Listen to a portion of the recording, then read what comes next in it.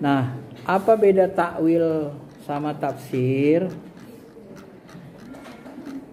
Tafsir kan sudah kita pelajari, ada riwayah macam-macam kan. Nah, apa bedanya dengan takwil? Perbedaan takwil dengan tafsir. Secara bahasa, kemarin tafsir sudah selesai, saroha menjelaskan makna Quran dan seterusnya. Kalau takwil ini artinya ya secara bahasa dia al-awwal. Awalu dari kata aul itu takwilun gitu kan, aulun. Dia artinya kembali, merujuk secara bahasa. Atau al-ma'al. Apa maksud al-ma'al? Nah, artinya tempat kembali ya. Atau al-aqibah, al-masir dan al-aqibah, tempat berarti kesudahan. Walillahi aqibatu lil mu'minin. Nah, kalau mufassir beda pendapat. Kalau Abu Ubaidah ini dia sebut sama aja, tafsir sama takwil itu sama aja. Tetapi secara umum ulama membedakannya. Ya, bedanya itu apa? Ya, kalau sebahagian mahasiswa dia buat tabelnya, beda takwil tafsir, lebih bagus tuh kan kalau dibuat tabel. Buku ini nggak pakai tabel kemarin dibuat. Misalnya Rohib Arsfani mengatakan tafsir lebih umum dari takwil. Dia lebih banyak dipakai mengenai kata-kata tunggal. Sedang takwil dipakai makna dan susunan kalimat. Sebenarnya kalau sudah disebut gini, disebutkan contohnya ini yang kurang bukunya contohnya, maka suruh cari buku ya. Contohnya apa gitu kan, supaya gampang dipahami pemakalah. Nah, kita ambil contohnya langsung aja. Ini contohnya perbedaannya ya. Inna rabbaka labil mirsad, sesungguhnya Tuhanmu bil mirsad. Mirsad ini artinya secara bahasa artinya dari kata rasoda, artinya mengawasi. Jadi terjemahnya mengawasi. Tafsirnya apa? Tafsirnya Tuhan itu senantiasa mengintai. Orang mengawasi itu kan memperhatikan atau mengintai gitu ya. Artinya Tuhan senantiasa memperhatikan manusia. Ini namanya tafsir. Jadi tafsir itu enggak jauh-jauh dari terjemah gitu ya. Lalu takwilnya apa? Takwilnya itu misalnya Allah selalu, sebenarnya dengan ayat ini Allah itu mengingatkan kita supaya jangan apa? Supaya jangan melanggar perintahnya. Kenapa? Karena dia diperhatikannya kita terus. Hati-hati loh. Allah itu nggak buta. Allah itu nggak lalai dari memperhatikan kita. Apapun yang kita lakukan, pasti yang baik nanti dibalas dengan baik, yang buruk dibalas dengan buruk. Jadi hati-hati, karena dia selalu mengintai, perhatikan kita gitu. Kita saja yang merasa nggak peduli sama Tuhan kan. Maka nanti orang yang tak peduli sama Allah di akhirat, Allah pun tak peduli sama dia. Kalau bahasa Qur'annya kan ya Rabbi, orang-orang kafir nanti bertanya, orang-orang ingkar bertanya, lima hasyartani a'ma, kenapa kau kumpulkan kami dalam keadaan buta? Kata Tuhan apa? Kadzalika atatka ayatuna fanasitaha. Ya demikianlah, dulu di dunia kami sudah ingatkan kalian, tapi kalian tak peduli, maka begitulah wa kadzalika yauma tunsa. Maka hari ini kalian dilupakan karena kalian dulu lupakan kami, enggak peduli. Maka hari ini dibiarkan kalian dalam keadaan buta dan tidak dipedulikan Tuhan gitu kan. Nah, itu sakitnya di akhirat tuh, tidak dipedulikan Tuhan kan seperti itu, terasa tersiksa. Nah, jadi takwilnya itu apa yang dimaksud dengan ayat ini? Ayat ini ternyata menjelaskan bahwa kita harus berhati-hati. Nah, jadi takwil itu bisa mendekati, jadinya menjadi seperti hikmah jadinya bisa ya.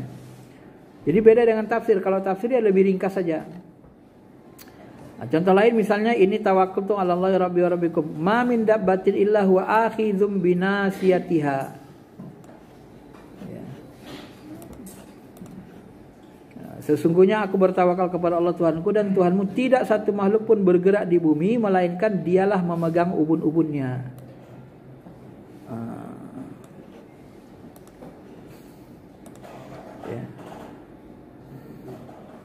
Yang dialah memegang ubun-ubunnya. Maksudnya apa memegang ubun-ubun? Itu sebagian ulama menyebut ayat-ayat mutasyabih itu harus ditakwil supaya tidak salah paham. Cuma nanti ada sebagian orang mengharamkan mentakwil. Ini bahaya sebenarnya akidahnya. Sebagian orang ini seperti misalnya kaum Salafi, mereka nggak mau mentakwil. Akhirnya nanti stres sendiri mereka sebenarnya dengan teori mereka. Setiap menjelaskan Allah itu, kata mereka, harus ada dalilnya. Jadi ketika Al-Quran itu menyebut kata Allah punya tangan, berarti Allah punya tangan, gak usah dipahami macam-macam. Allah punya tangan, Allah punya kaki, ya, ada kakinya, dia meletakkan kakinya di kursi. Allah punya wajah, aina ma tuwallu fasama wajhullah. Allah punya mata. Kemudian nanti Allah apa lagi? Tangan Allah dua-duanya kanan. Kalau ini dipakai teori, dalam Al-Quran tidak ada disebut kepala, badan. Berarti Allah nggak ada badannya, nggak ada kepalanya. Orang kan bayangnya udah kemana-mana itu kan. Udah cenderung mujassimah, jadi menjisimkan. Kayaknya Tuhan tuh kayak makhluk. Jadi mereka membiarkan Allah punya tangan. Bagaimana tanya? Terserah Allah aja katanya, sesuai dengan kemahagungannya. Jadi ketika mereka dianggap kaum tajsim, menjisimkan Tuhan, oh enggak, tangan Allah kan enggak sama dengan tangan makhluk katanya. Tapi tetap juga katanya Tuhan punya tangan katanya. Kan susah kita mencernanya sebenarnya. Disuruh jangan menjisimkan, enggak mau mereka. Ya. Tapi kalau ahlu sunnah aswaja, ayat-ayat seperti ini dikembalikan, ayat-ayat yang mutasyabih itu ditakwil, dikembalikan maknanya ke ayat muhkamat. Ayat muhkamat itu jelas, misalnya laisa kamitslihi syai', Allah tidak serupa, tidak ada serupa dengan makhluk. Nah, Allah itu kan nggak sama dengan makhluk. Berarti Allah itu nggak ada bentuk, nggak ada rupanya. Dia tidak dalam ruang dan waktu. Semua yang berada dalam ruang waktu, dia akan mengalami perubahan. Dia makhluk.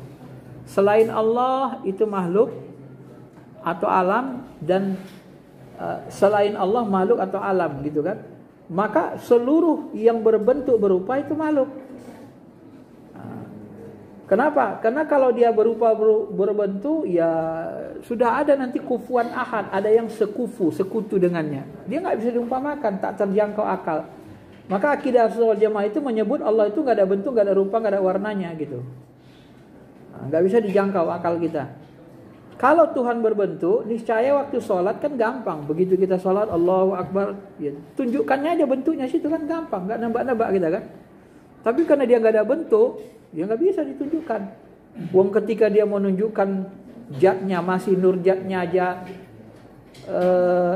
kepada Nabi Musa, bukit hancur berantakan, bukit Tursina. Bagaimana mau dia tunjukkan zat aslinya kan? Masih nur zatnya aja sudah hancur semua. Nah, maka disinilah nanti perbedaannya. Maka di dalam akidah Ahlussunnah wal Jamaah, ayat-ayat yang mutasyabih itu ditakwil. Ketika disebut Allah, tangan Allah di atas tangan mereka, maksudnya apa? Kekuasaan Allah berada di atas kekuasaan mereka. Ketika disebut Allah itu punya mata, punya telinga, Allah itu melihat, Allah itu maha melihat, Allah itu misalnya punya tangan, tangannya apa? Kekuasaan. Allah tuh punya kaki misalnya, kakinya apa? Ya terjemahkan, takwilkan dengan sesuai dengan konteksnya. Dia meletakkan kakinya di atas kursinya misalnya kan.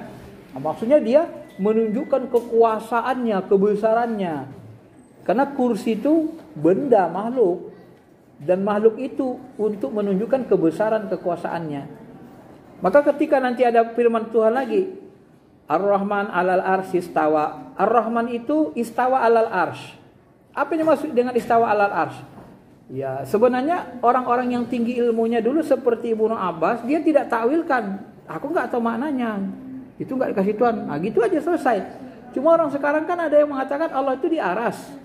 Di aras, bersemayam di aras, berarti di langit menempat. Ya sudah tajsim.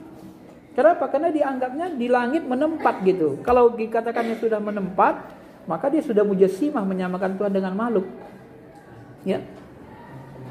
Aras itu kan makhluk yang paling besar. Ketika dia katakan istawa alal ars, sebenarnya dia itu meliputi atau menguasai aras, takwilnya gitu.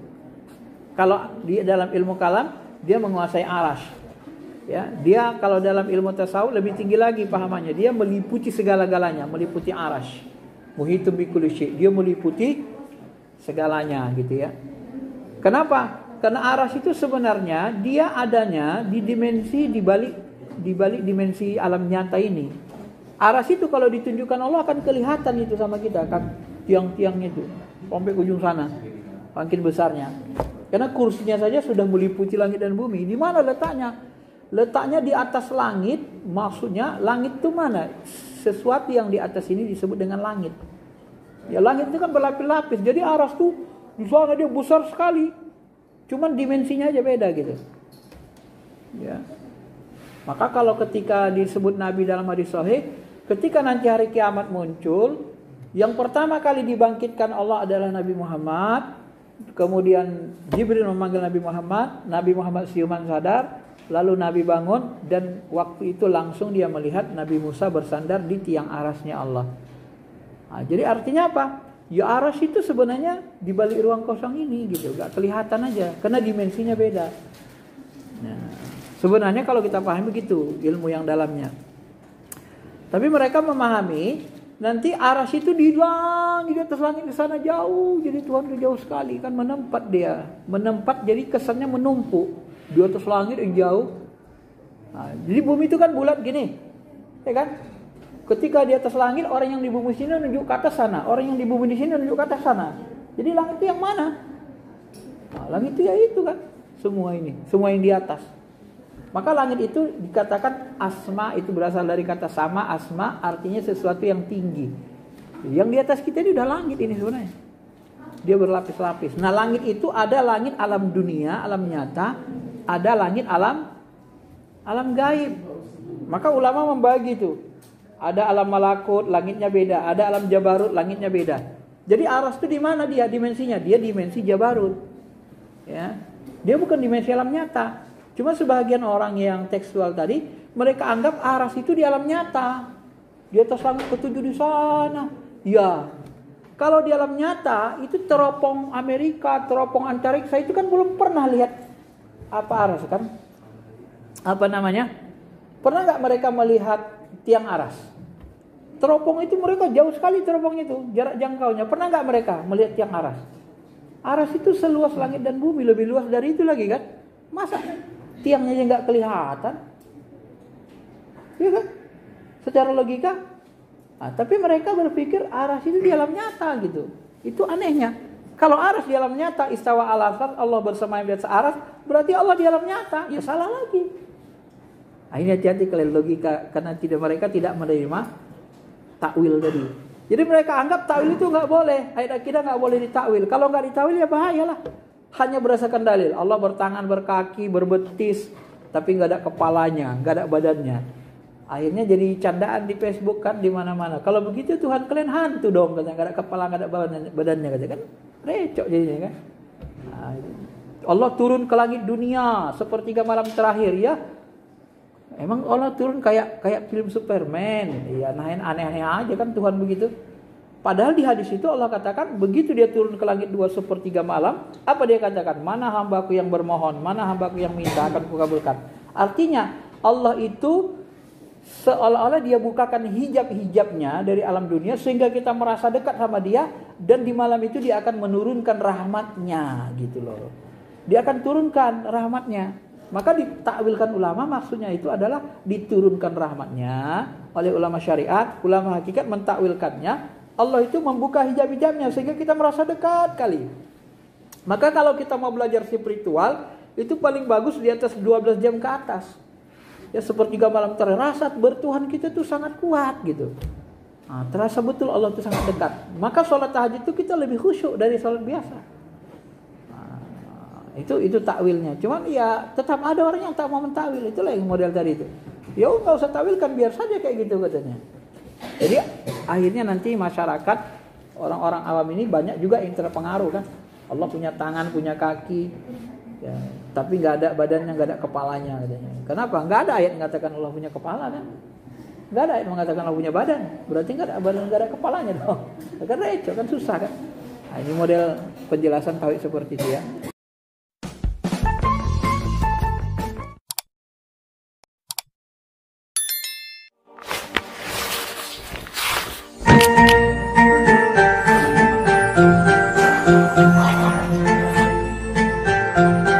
Thank you.